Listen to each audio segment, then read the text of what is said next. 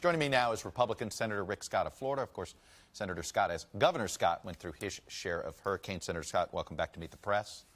Good morning.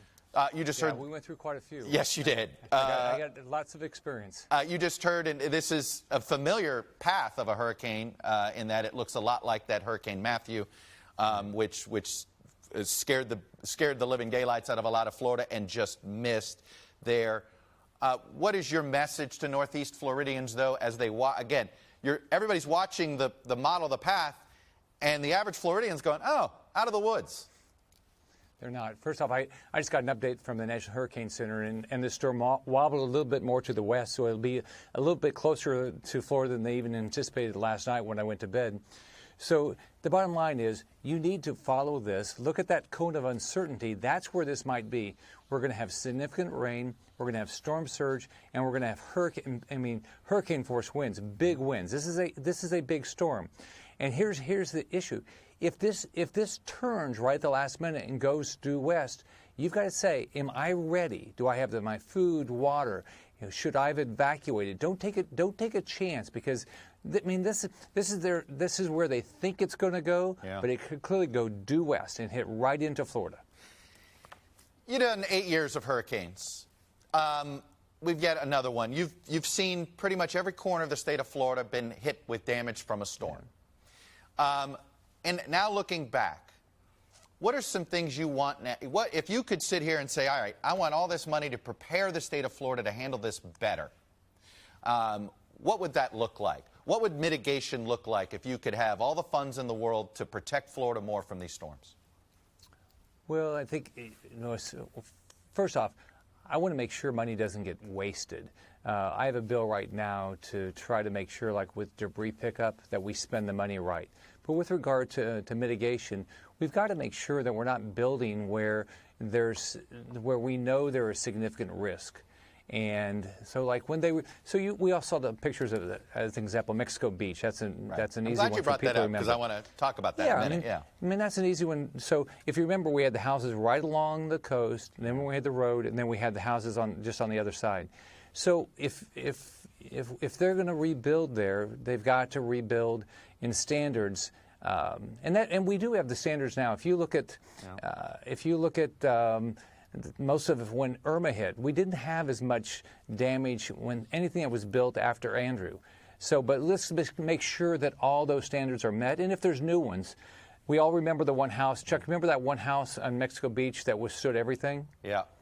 And I think that when I talked to the owner, I think he only spent an extra $30,000.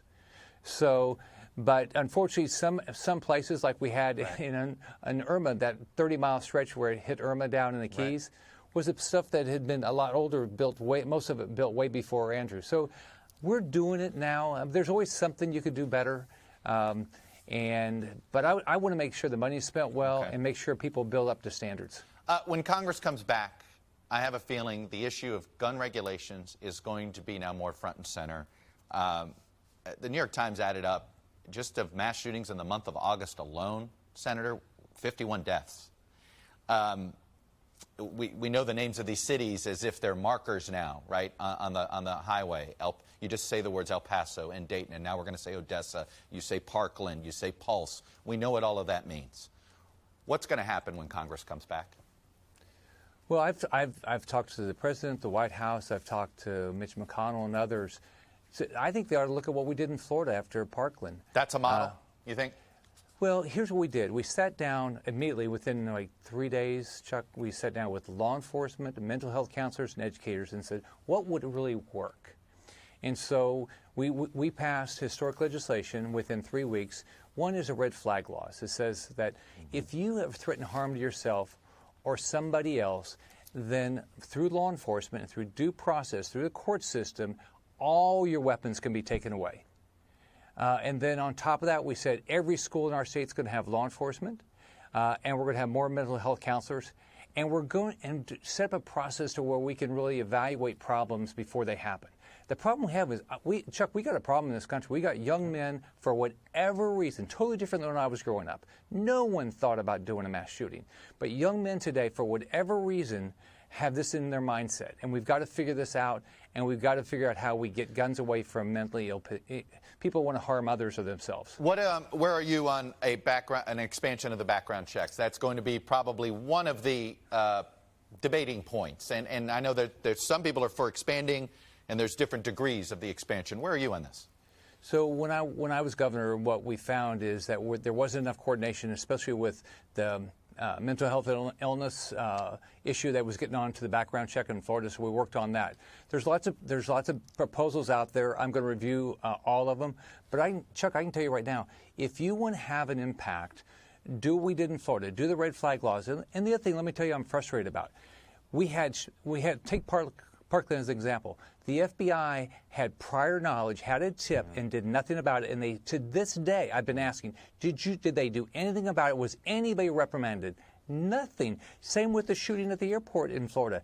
That person had given their gun to the FBI in Alaska, and nothing's happened as far as I can tell to anybody. Big picture, though, do you think we have too many guns in circulation? And if you do, how do we get them out of circulation? Well, Chuck, I believe in the Second Amendment. I don't want to take guns away from law-abiding citizens. I want to focus on the people that have mental illness. That's my focus. Okay, you don't think there's too many guns?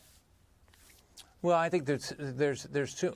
Just take all weapons. There's too many people that have mental illnesses that we're somehow not addressing, and they have access to weapons, and they shouldn't. All right, Senator Rick Scott, Republican from Florida, former governor, like I said, been through his share of hurricanes. Thank you, sir. Appreciate you coming on, sharing your views. Thanks, Chuck. Hey, NBC News fans, thanks for checking out our YouTube channel. Subscribe by clicking on that button down here, and then click on any of the videos over here to watch the latest interviews, show highlights, and digital exclusives. Thanks for watching.